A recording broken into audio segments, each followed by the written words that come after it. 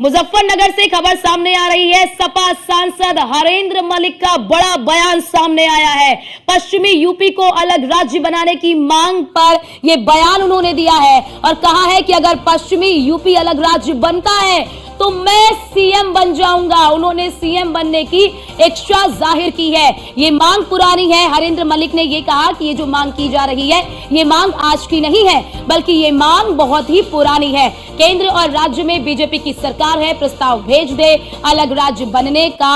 हरेंद्र मलिक ने बताया फायदा कि अगर अलग राज्य बनता है तो क्या फायदा होगा।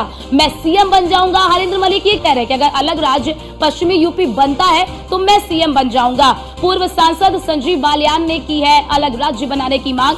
तो देखिए यहाँ पर अलग राज्य की मांग को लेकर जो संजीव बालियान उन्होंने कहा है, यानी कि पूर्व सांसद संजीव बालियान ने की है अलग राज्य बनाने की मांग।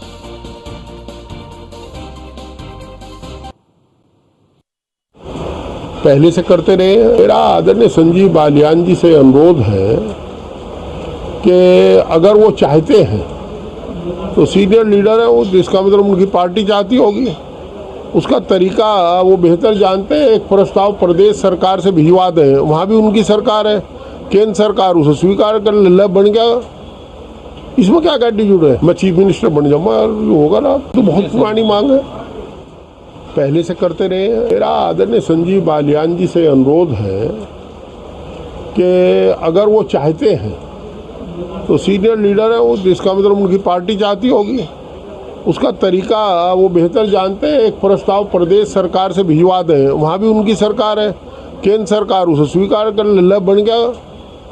इसमें क्या एटीट्यूड है, मैं चीफ मिनिस्टर बन जाऊँगा, होगा ना। तो बहुत। और हमारे साथ हमारे संवाददाता सचिन जोरी हमारे साथ लाइव जुड़ चुके हैं। सचिन, इस बयान के क्या मायने निकाले जाए, हरेंद्र मलिक के इस बयान को किस तरह से देखा जाए?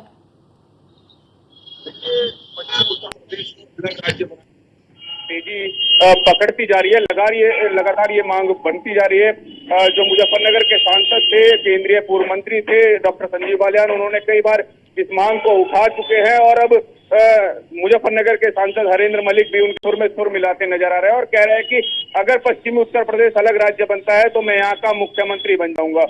तो वो कह रहे हैं कि अगर भाजपा के मंत्री हैं और भाजपा की सरकार है, अगर बनाना चाहते हैं तो अपना प्रस्ताव भेजे और कहीं ना कहीं इस पे अमल होगा। मुजफ्फरनगर की अगर बात करें तो यहाँ पे भारतीय किसान यूनियन भी है, टिकैत भी है और वो भी इस मांग का समर्थन करते नजर आ रहे हैं।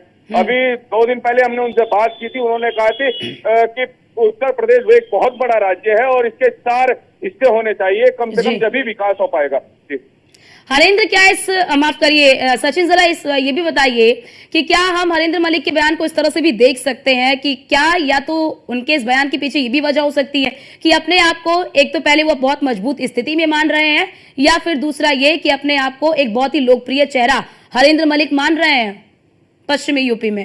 इसमें कोई दो राय नहीं है। हरेंद्र मलिक एक बड़े नेता हैं, लगभग 30-40 साल से वो राजनीति करते हैं।